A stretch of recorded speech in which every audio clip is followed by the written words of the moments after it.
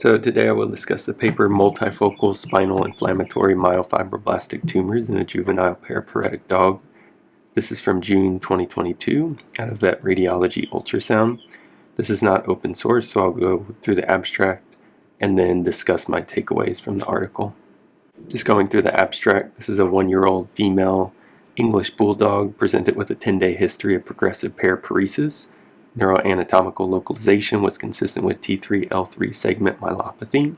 Magnetic resonance imaging revealed severely compressive, mildly contrast-enhancing, extradural dorsal broad-based mass at the level of L3-4.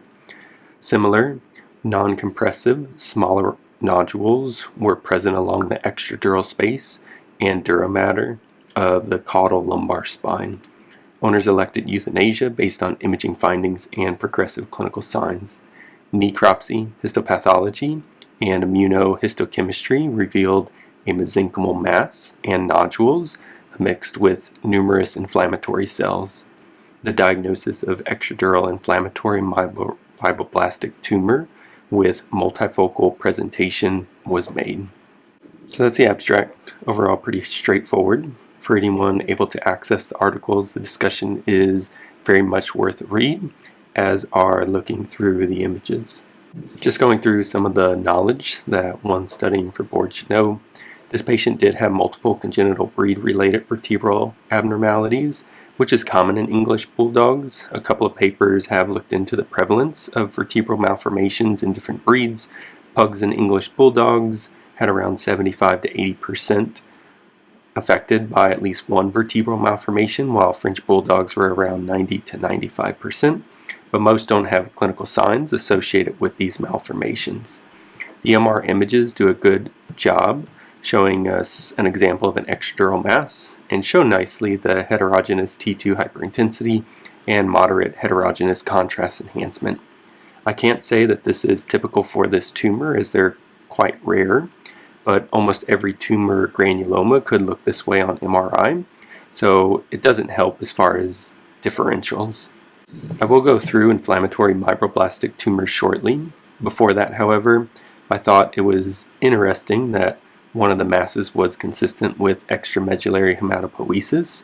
Something that is reported in dogs intracranially is meningeal extramedullary hematopoiesis as a primary lesion. But as far as I know, it's never been reported in the spinal cord.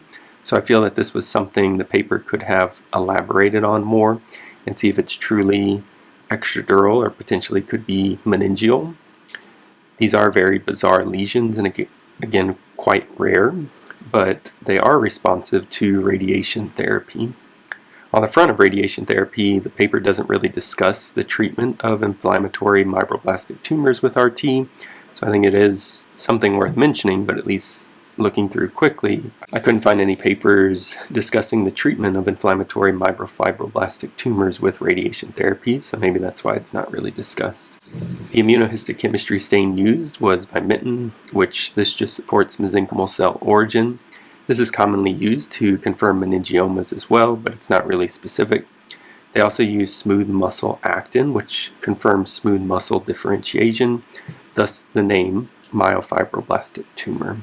These tumors are often quite inflammatory, with various inflammatory cells including lymphocytes, plasma cells, neutrophils, and histiocytes. There is continued debate in the veterinary literature as to whether these represent true neoplasia or inflammation, or a mixture of both.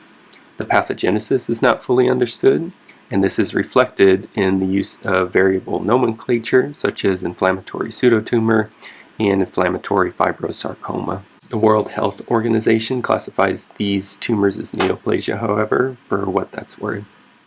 As these cells are not specific to the CNS, they have been described in other regions of the body, such as the spleen and pancreas, and there's been a number of other areas as well, including 3 previous reports of extradural lesions. They can also happen at any age. Given the rarity of the tumor, prognosis is not known, thus treatment recommendation is based on the clinical experience.